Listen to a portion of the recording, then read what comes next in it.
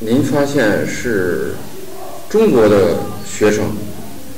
长功快，还是外国的学生长功快？这个东西啊，要说的话，恐怕只能比较笼统，就是概括性的说，并不能说明啊一个民族一个人的类型吧。我们只能就好像说中国人比较小，外国人比较大，说这样的话也不错，但是呢，不是非常的科学。那虽然是这样，我们还是可以总结一下、概括一下它这个差别。这个初学的时候，我认为呢，中国人他长功非常快，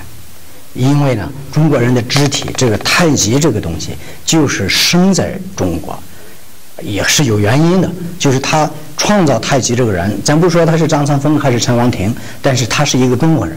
所以他的身体就是一个中国人的身体，他是通过这么个身体创造出用自己的身体去体验它，创造出这个太极拳来了。所以呢，对中国人呢，他一试他就容易上手。但是我认为，在我们学拳的时候，这并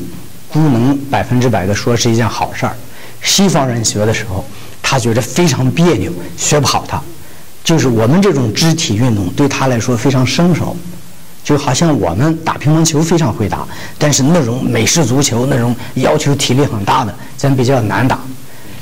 我们人的能力是很大的，是可以适应的。所以在学拳的时候，我认为10年之后，就是一个人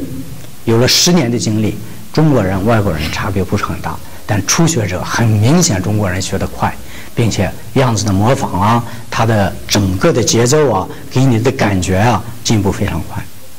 但是拳这个东西是需要7年到20、30年的时间才能得到真正的功夫。在这么长的一个时间里，中国人有没有优先的条件很难说。